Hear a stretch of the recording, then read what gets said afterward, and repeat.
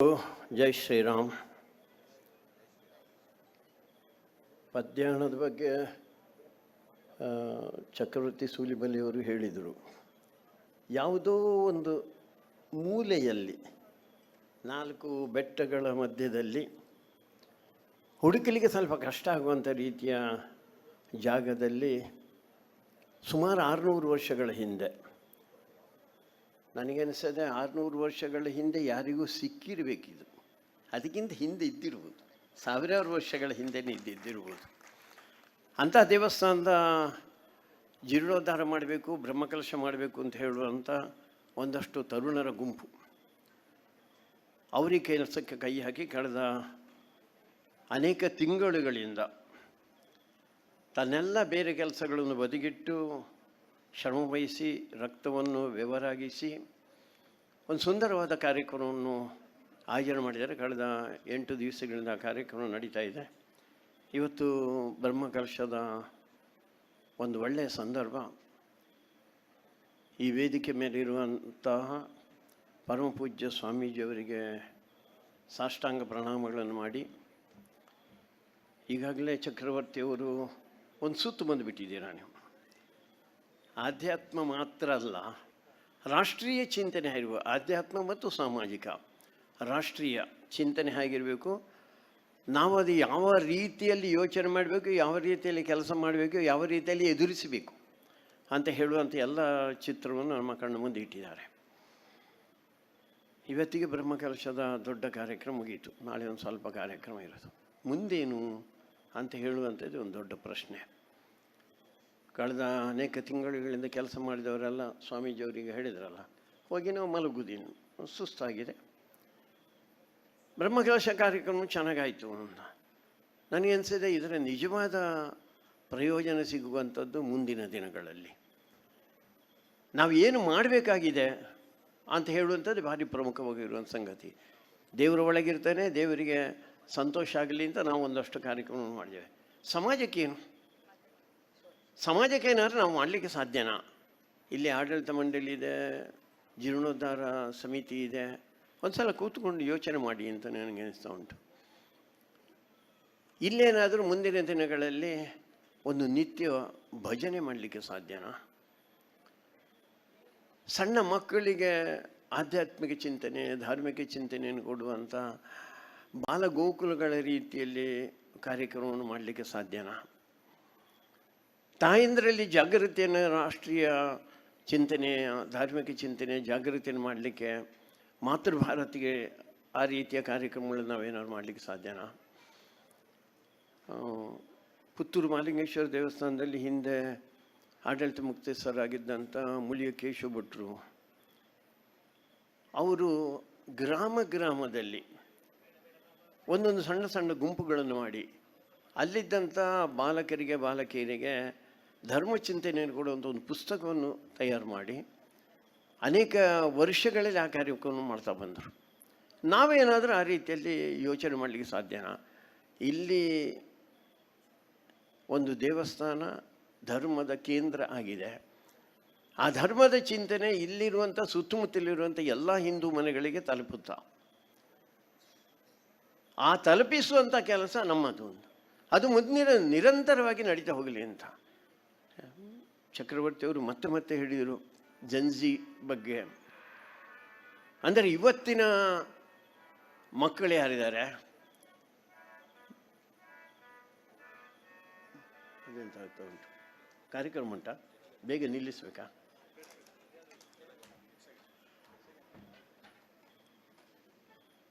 ಇವತ್ತಿನ ತರುಣ ಪೀಳಿಗೆಗೆ ನಮ್ಮ ಧರ್ಮ, ನಮ್ಮ ಸಂಸ್ಕೃತಿ, ಜೀವನ ಮೌಲ್ಯಗಳನ್ನು ಹೇಳಿಕೊಂಡಂಥ ವ್ಯವಸ್ಥೆ ಇಲ್ಲಿದೆ.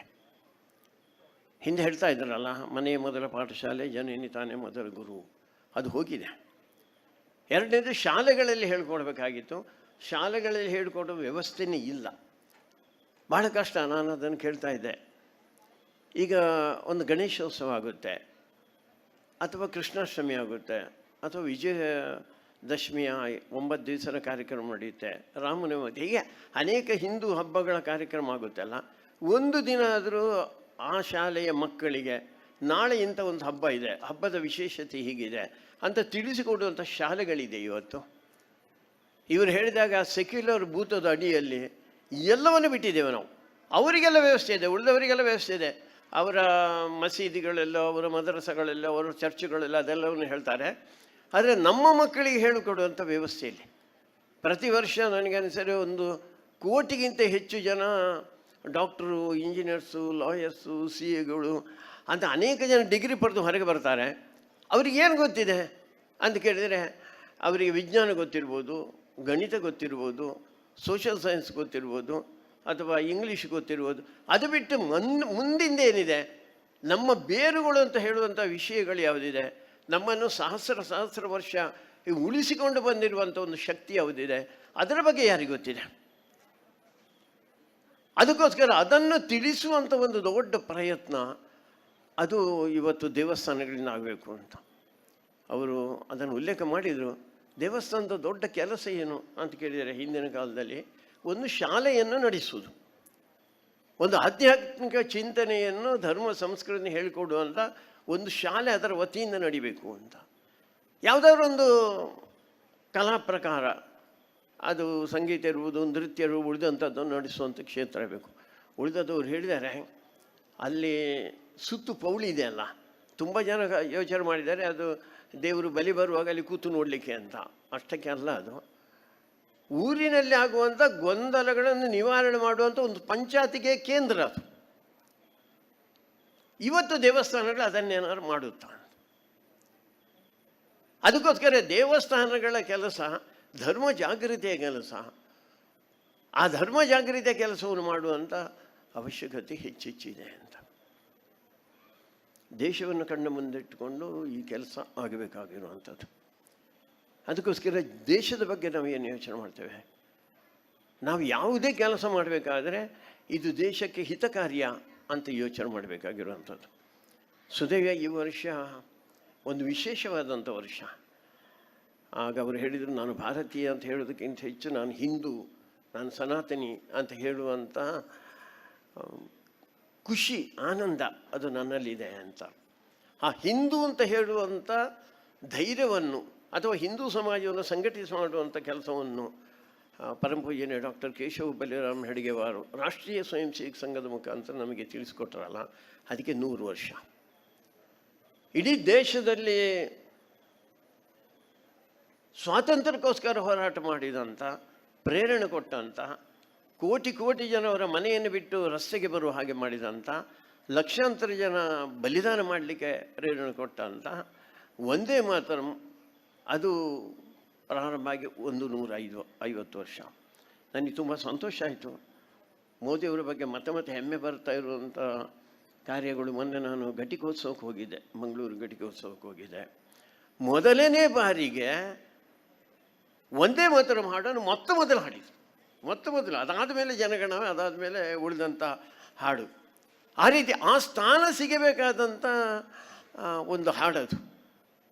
ಜನಗಣಮನ ಬಗ್ಗೆ ನನಗೆ ವಿರೋಧ ಇದೆ ಅಂತ ಇಲ್ಲ, ಆದರೆ ಅದು ಸ್ವಾತಂತ್ರ್ಯ ಹೋರಾಟದಲ್ಲಿ ಅದರ ಪಾತ್ರ ಏನಿಲ್ಲ. ಅದು ವಂದೇ ಮಾತರಮೇ ಕೊಟ್ಟಿರುವಂಥದ್ದು.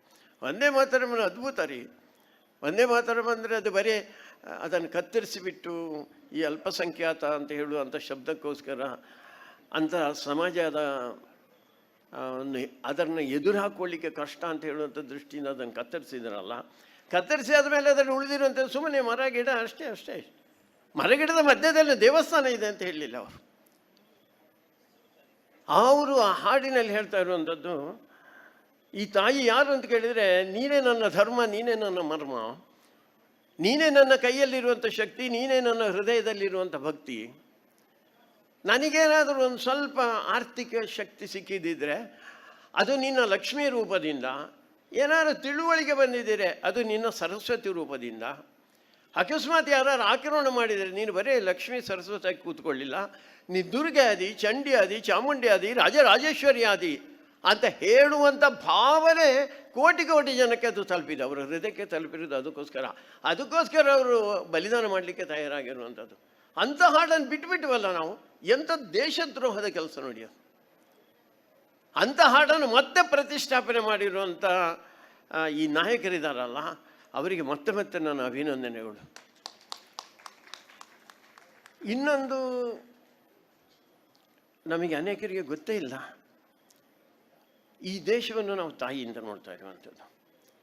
ಯಾವುದ್ಯಾವುದರಿಂದ ನಮಗೆ ಶಕ್ತಿ ಸಿಕ್ಕಿದೆಯೋ, ಪ್ರೇರಣೆ ಸಿಕ್ಕಿದೆಯೋ, ಸಂಸ್ಕಾರ ಸಿಕ್ಕಿದೆಯೋ, ಅದೆಲ್ಲವೂ ತಾಯಿಯ ರೂಪದಿಂದಲೇ ಇರುವಂಥದ್ದು. ಅದಕ್ಕೋಸ್ಕರ ಭೂಮಿಯಿಂದ ಸಂಸ್ಕಾರ ಸಿಕ್ಕಿದೆ, ಅದಕ್ಕೋಸ್ಕರ ಭೂಮಿ ತಾಯಿ. ಇವಳು ನಮಗೆ ಮಾತೃಭೂಮಿ ಹೌದು, ಕರ್ಮಭೂಮಿ ಹೌದು, ದೇವಭೂಮಿ ಹೌದು, ವೇದಭೂಮಿ ಹೌದು, ಸ್ವರ್ಣಭೂಮಿ ಹೌದು. ಅಲ್ಲದ್ದು ಏನು ಹೇಳಿ, ಎಲ್ಲವೂ ಅದುವೇ. ಇಲ್ಲಿರುವಂಥ ನದಿ ನಮಗೆ ತಾಯಿಯ ರೂಪದಲ್ಲಿ, ಹಸು ನಮಗೆ ತಾಯಿಯ ರೂಪದಲ್ಲಿ ಇರುವಂಥದ್ದು. ತಾಯಿ ಒಂದು ಭಾರಿ ದೊಡ್ಡ ಶಕ್ತಿ ನಮಗೆ ಅಂತ ಇಂಗ್ಲೀಷರು ಹೇಳಿದ್ರಿಂದ ನಾವು ಹೆಣ್ಣು ಮಕ್ಕಳನ್ನು 2ನೇ ದರ್ಜೆ 3ನೇ ದರ್ಜೆ ಅಂತ ಅವರು ಹೇಳಿದ್ದನ್ನು ನಂಬಿಕೊಂಡು ಬಂದಿದ್ದೇವೆ. ಎಲ್ಲ ಸುಳ್ಳು ಸುಳ್ಳು ಹೇಳಿದ್ದಾನೆ ಹಾಗೆ ನಂಬಿಕೊಂಡು ಬಂದಿದ್ದೇವಲ್ಲ ನಾವು. ಅದರ ಪ್ರತಿಫಲ ನಾವು ಇವತ್ತು ಅನುಭವಿಸ್ತಾ ಇರುವಂಥ. ಆದರೆ ಜಗತ್ತಿನಲ್ಲಿ 2 ಸಂಗತಿಗಳು, ಇಡೀ ಜಗತ್ತಿನ ಯಾವುದೇ ದೇಶ ನೋಡಿ, ಅಲ್ಲಿ ದೇವರು ಹೆಣ್ಣು ರೂಪದಲ್ಲಿ ಇಲ್ಲ. ಹೆಣ್ಣು ದೇವರು ಆಗಲೇ ಇಲ್ಲ, ಅಲ್ಲಿ ಎಲ್ಲ ಬರೀ ಗಂಡಸರು ಮಾತ್ರ. ಭಾರತದಲ್ಲಿ ಹೆಣ್ಣು ಮಕ್ಕಳೇ ದೇವರು. ನಮ್ಮ ಪಾಠ ಹೇಗೆ ವ್ಯತ್ಯಾಸ ಆಗಿಬಿಟ್ಟಿದೆ. ಇಲ್ಲಾಂದರೆ ನಮಗೆ ಪಾಠದಲ್ಲಿ ಮೊದಲನೇ ದೇವರು ಅದು ಮಾಲಿಂಗೇಶ್ವರನ ಹೇಳಲಿಲ್ಲ, ಪಂಚಲಿಂಗೇಶ್ವರ, ಮಾತೃದೇವೋಭವ ನಮಗೆ, ಆಮೇಲೆ ಪಿತೃದೇವೋಭವ, ಆಮೇಲೆ ಆಚಾರ್ಯ ದೇವೋಭವ, ಆಮೇಲೆ ಅತಿಥಿ ದೇವೋಭವ. ತಾಯಿಯೇ ಮೊದಲನೇ ದೇವರು ನಮ್ಮದು ಅಂತ. 2ನೇದ್ದು, ಇಡೀ ಜಗತ್ತಿನಲ್ಲಿ ದೇಶಕ್ಕೋಸ್ಕರ ಹೋರಾಟ ಮಾಡಿದಂಥ ಇತಿಹಾಸ ಹೆಣ್ಣು ಮಕ್ಕಳದ್ದು ಜಗತ್ತಿನ ಯಾವ ದೇಶದಲ್ಲಿಲ್ಲ, ಅದು ಭಾರತದಲ್ಲಿ ಮಾತ್ರ. ಸಾವಿರಾರು ಜನ ಹೋರಾಟ ಮಾಡಿದ್ದಾರೆ. ಅನೇಕರ ಚರಿತ್ರೆ ನಮಗೆ ಗೊತ್ತೇ ಇಲ್ಲ. ನಮಗೆ ಒಂದು ಸ್ವಲ್ಪ ಗೊತ್ತಿರೋದು ಝಾನ್ಸಿ ರಾಣಿಯ, ಕಿತ್ತೂರು ಚೆನ್ನಮ್ಮನ, ಒನಕೆ ಓಬವ್ವನ.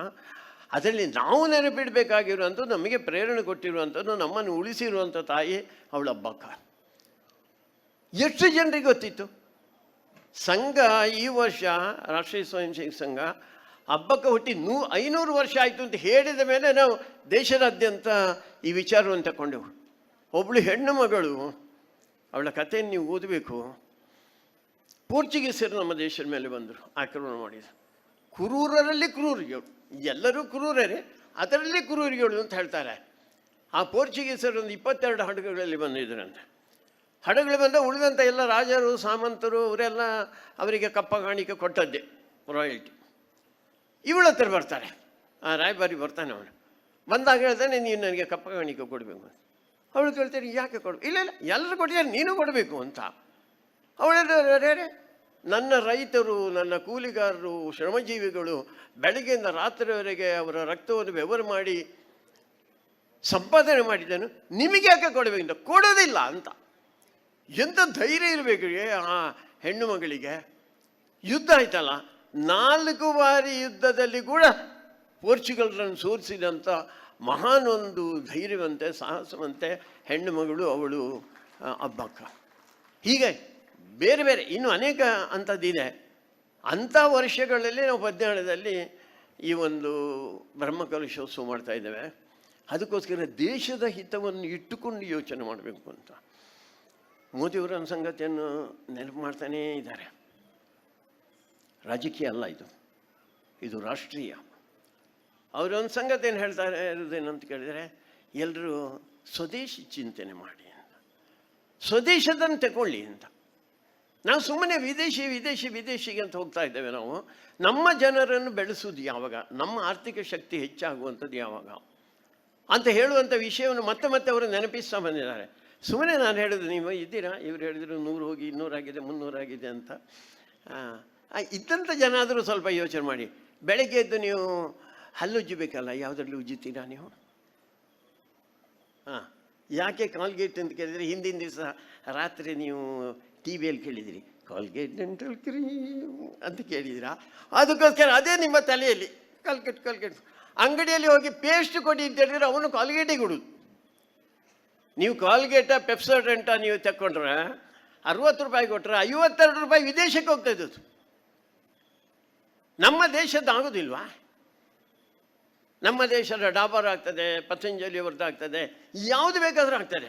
ನೋಡಿ, ಕಾಲ್ಗೇಟ್ನವ್ರು ಎಷ್ಟು ಮೋಸ ಮಾಡಿದ್ರು ಅಂದರೆ, ಕಾಲ್ಗೇಟ್ನವ್ರು ಈ ದೇಶಕ್ಕೆ ಬಂದಾದ ಮೇಲೆ ಅವರ ಮಾರ್ಕೆಟಿಂಗ್ ವ್ಯವಸ್ಥೆ ಹೇಗೆ, ಅವ್ರು ಹೀಗೆ ದಾರಿಯಲ್ಲಿ ಹೋಗುವಾಗ ನೋಡಿದ್ದೇನೆ. ಆವಾಗ ಈ ಮಸಿ ಚಾರ್ಕೋಲ್ ಅದರಿಂದ ಯಾರೋ ಒಬ್ಬ ಹಲ್ಲು ಉಜ್ತಾ ಇದ್ದ.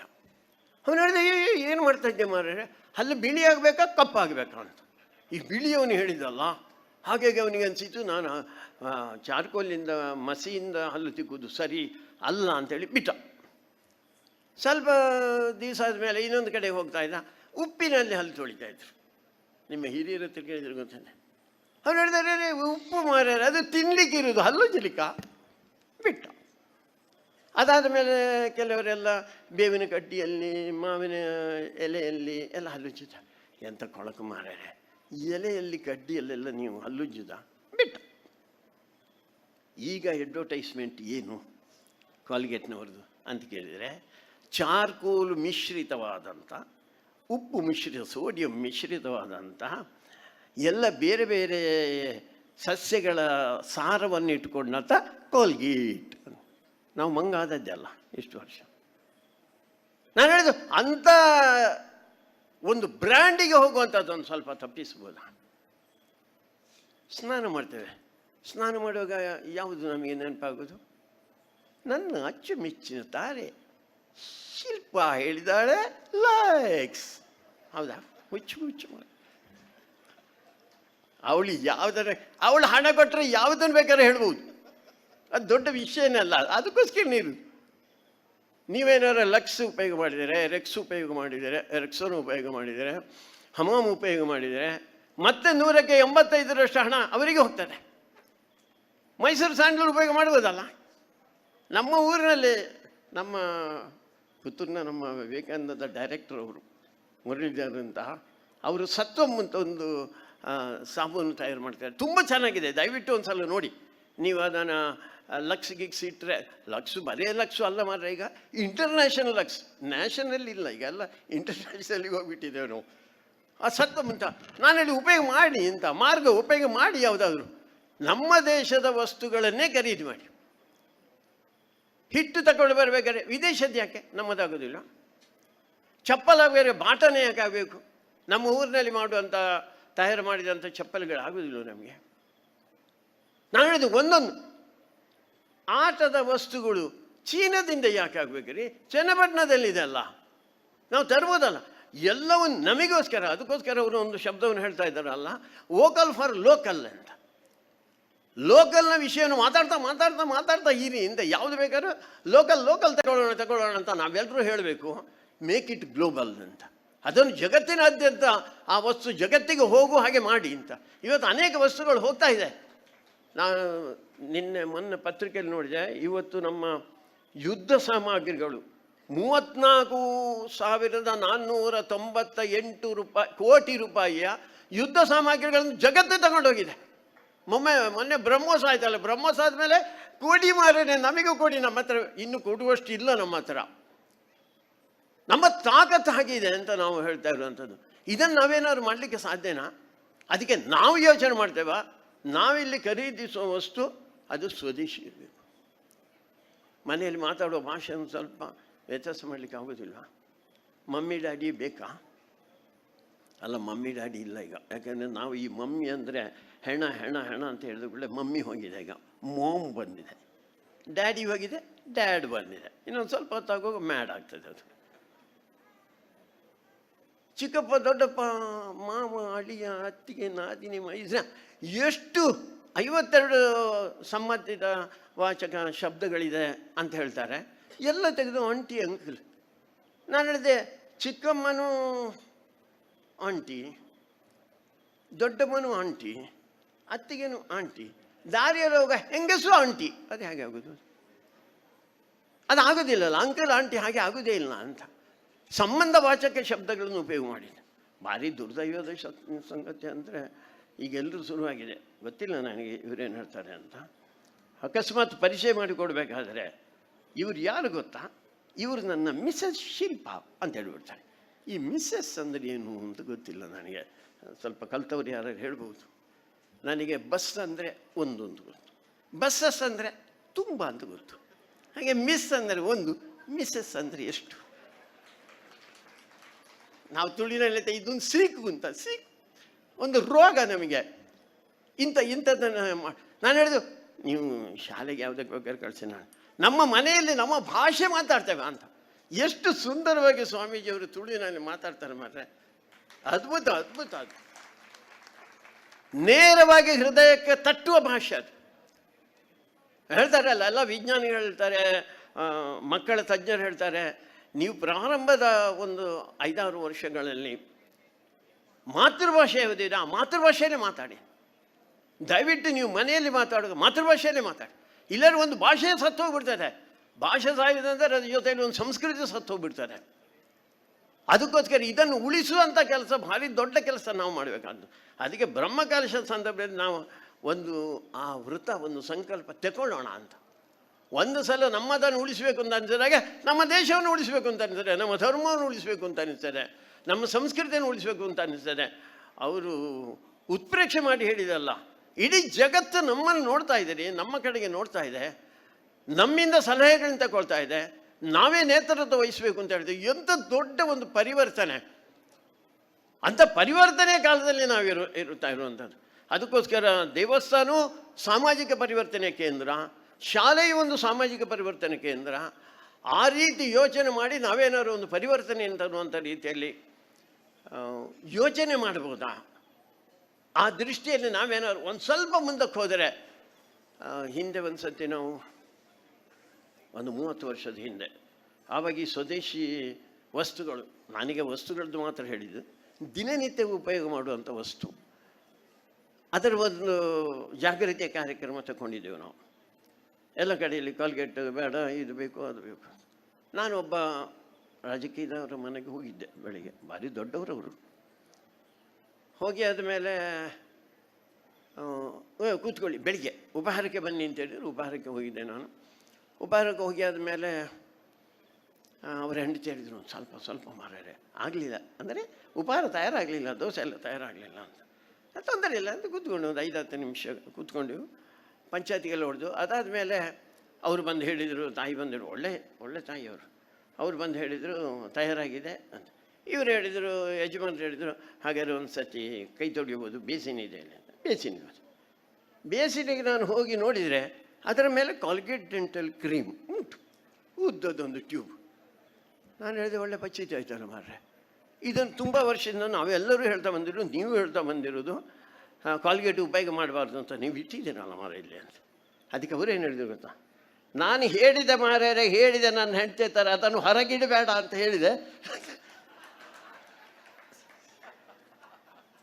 ಅದು ಮಾಡಬೇಡಿ, ಹಾಗೆ ಮಾಡಬೇಡಿ, ಪ್ರಾಮಾಣಿಕವಾಗಿ ಒಂದು ಪ್ರಯತ್ನ ನಡೀಲಿ ನಮ್ಮದು. ಆವಾಗೊಂದು ದೊಡ್ಡ ಬದಲಾವಣೆ ಆಗುತ್ತೆ. ಜಗತ್ತಿನ ಎಲ್ಲ ದೇಶಗಳು ಹಾಗೆ. ಅವ ಟ್ರಂಪ್ ಹುಚ್ಚು ಮಾತಾಡ್ತಾನೆ, ಆದರೂ ಅವ್ರು ಮೊದಲನೇ ಭಾಷಣದಲ್ಲಿ ಹೇಳಿದ್ದು ನೇಷನ್ ಫಸ್ಟ್. ಮೋದಿಯವರು ಹೇಳ್ತಾ ಇರೋದು ನೇಷನ್ ಫಸ್ಟ್. ಎಲ್ಲರೂ ನಾವು ನೇಷನ್ ಫಸ್ಟ್ ಅಂತ ಯೋಚನೆ ಮಾಡಬೇಕು ಅಂತ ಅನಿಸ್ತಾ ಇರೋದು ನನಗೆ. ಏನೇ ಕೆಲಸ ಮಾಡಿದರೂ ಇದು ದೇಶಕ್ಕೆ ಒಳ್ಳೇದು ಮಾಡುತ್ತಾ ಕೆಟ್ಟ ಮಾಡೋದು ಏನೇ ಆದರೂ ನಾನು ಮಾಡೋದಿಲ್ಲ ಅಂತ ಹೇಳುವ ರೀತಿಯಲ್ಲಿ ಯೋಚನೆ ಮಾಡುವಂಥ ಒಂದು ಸಂದರ್ಭ ಬಂದಿದೆ. ಅದನ್ನು ದಯವಿಟ್ಟು ನೀವು ಮಾಡಬೇಕು. ಅದಕ್ಕೆ ಮಾಲಿಂಗೇಶ್ವರ ನಮಗೆ ಅನುಗ್ರಹ ಮಾಡಲಿ ಅಂತ ಹೇಳಿ ನಾನು ಮಾತನ್ನು ಮುಗಿಸ್ತೇನೆ. ಒಂದೇ ಮಾತರು. ನಿಖರ ಸುದ್ದಿ, ಸದಭಿರುಚಿಯ ಕಾರ್ಯಕ್ರಮ. ನೀವು ನೋಡ್ತಾ ಇದ್ದೀರಾ ಕಹಳೆ ನ್ಯೂಸ್, ಸಮಾಜದ ಜಾಗೃತಿಗಾಗಿ ವಸ್ತುನಿಷ್ಠ ವರದಿ.